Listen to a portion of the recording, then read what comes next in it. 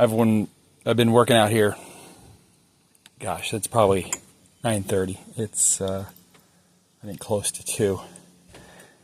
Anything that lays on the deck for any considerable amount of time, especially if it's made of metal, turns to fire. You pick up a tool and it will sear into the palm of your hand. It's insane. You would think white would be nice and reflective and it'd be cool up here. It's like sitting 5 feet from the sun. It's horrendous. Oh my God. I mean, I picked my knife up and I had enough time just to fold it and I had to throw it down because it was burning my hand so bad. It's crazy. So next major purchase for the boat, Bimini top. That's happening.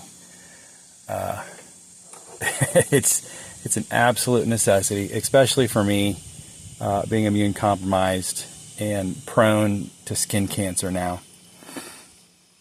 Shade is critically important for me. That's why the big hat. That's why I try to wear long sleeves and long pants, even when it's hot as shit out. But here's what we've done. We've rigged up.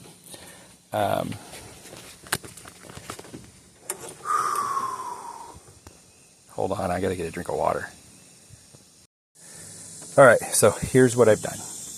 I've re-rigged the Traveler. That's what this is called. And it allows the main sheet to go back and forth to port to starboard to let the boom slide out with the wind like it's doing now. It's blowing out and I can release this cleat. I can pull in on this side and it pulls the Traveler over, allowing the boom to swing out further. And then if I want it to go back the other way, the boom just moved over there. I can then pull it back that way. Then you can cleat there, and you can cleat it here, and now it's tight. It'll stay right there. And the boom can swing back and forth from, I just untied from that point. I just untied my reef. Okay, reef retied. And then I rigged up my topping lift. Also in the black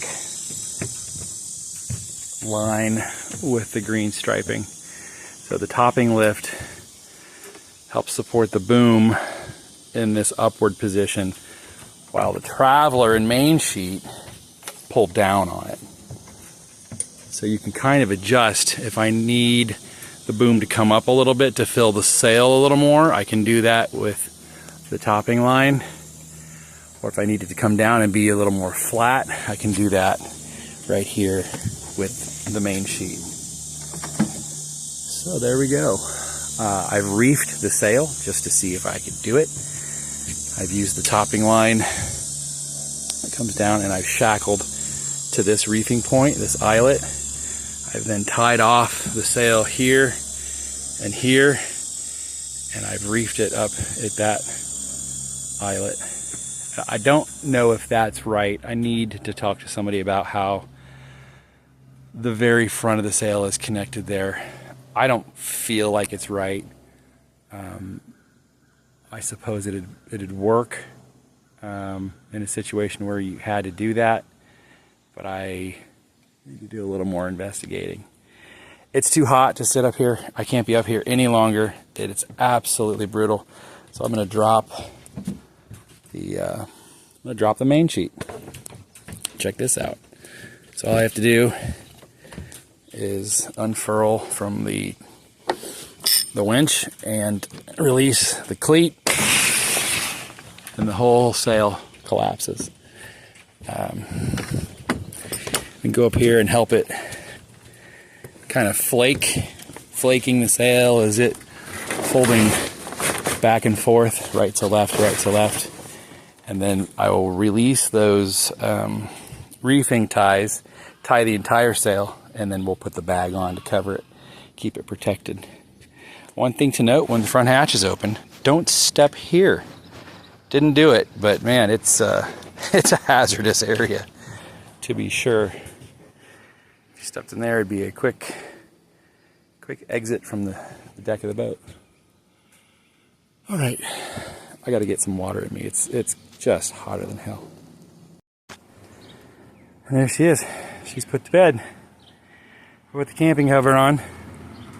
Somebody's coming down my driveway pretty quick. I don't know who that is. Maybe it's Chris's drug dealer. Oh, it looks like Amazon, probably. Chris gets meds delivered about every day. So there's the camping cover, screened in. I got the mast cover on. Well, it's actually the boom cover. Covers the sail. So the biggest enemy for a boat is UV. It degrades. Got our. I put this together today. It's to hold the boom from swinging when you're not underway. Put my lines in. That's pretty cool, isn't it? I tarped the top. So I've got the camper up in the front here, ventilating. I put the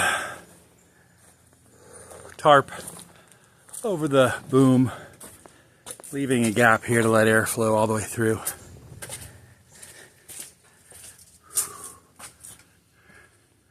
Effectively making a tent.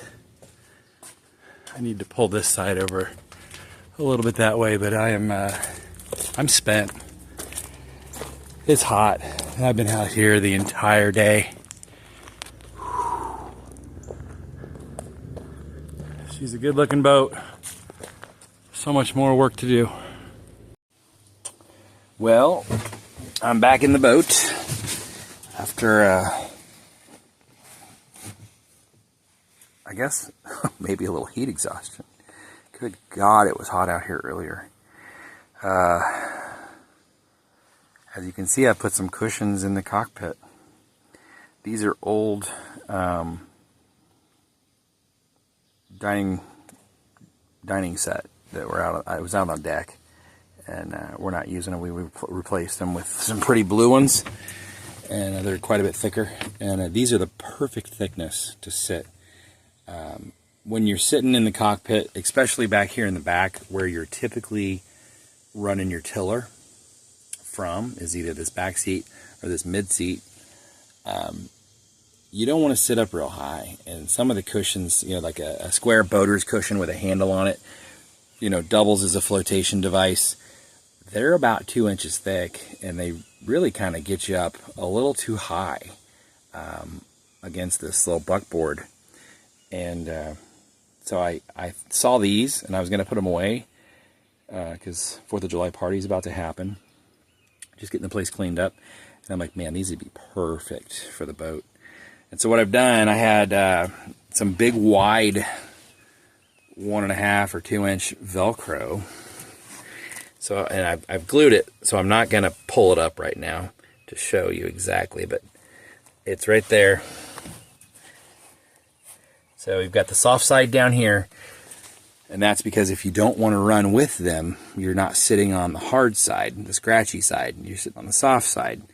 And then I put the hard side down, hit it with some glue, and then put the cushion down on top of it, sat on it.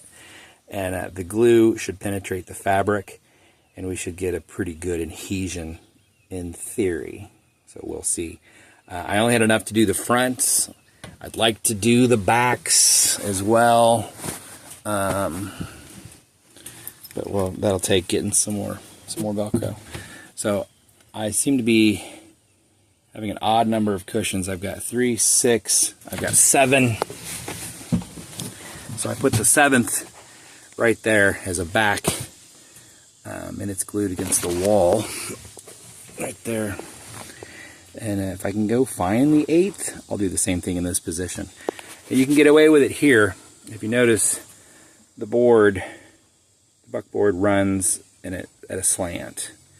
So over here, not really appropriate. The cushion sticks way up and is goofy and might be kind of a hindrance, might get in the way.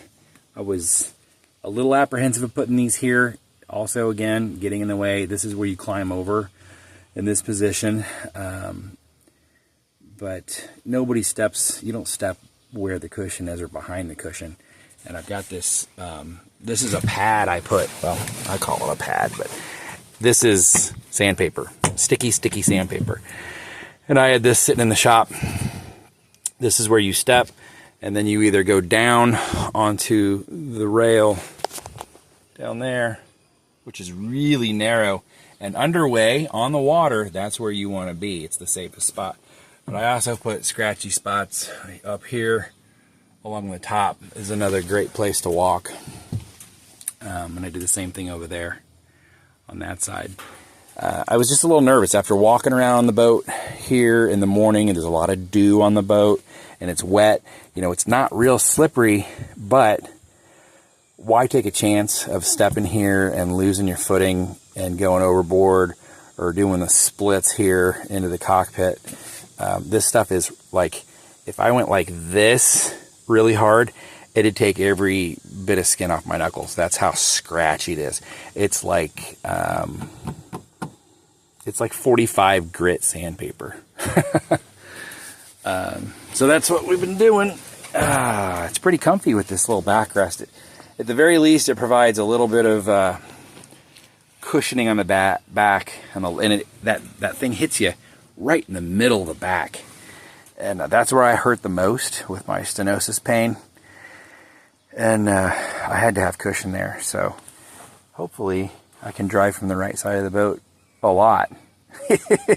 Or I can find the other cushion. I can find the 7th cushion. Which doesn't make sense. We had like, gosh, what, 3, 6, we had 8 chairs. There should definitely be another cushion or 2.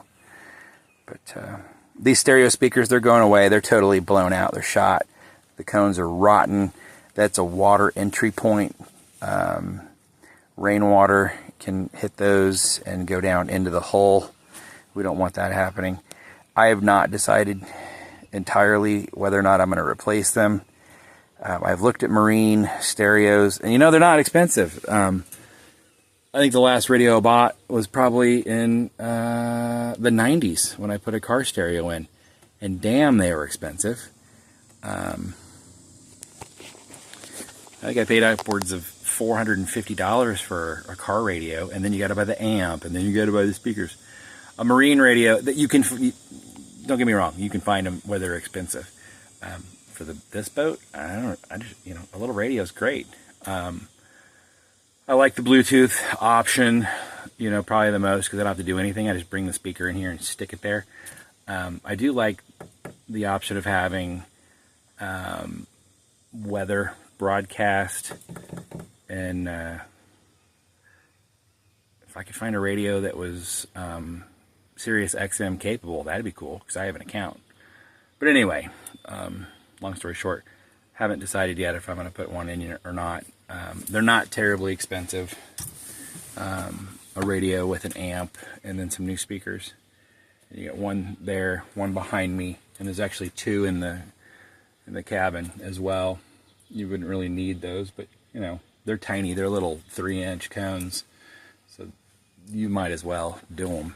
They're cheap enough. I like the idea of doing it also for the next guy. I'm not going to have this boat forever. And wouldn't it be cool to be able to sell the boat and be like, yeah, it's got a working radio. So that's kind of cool idea. I like doing that. Did you hear that?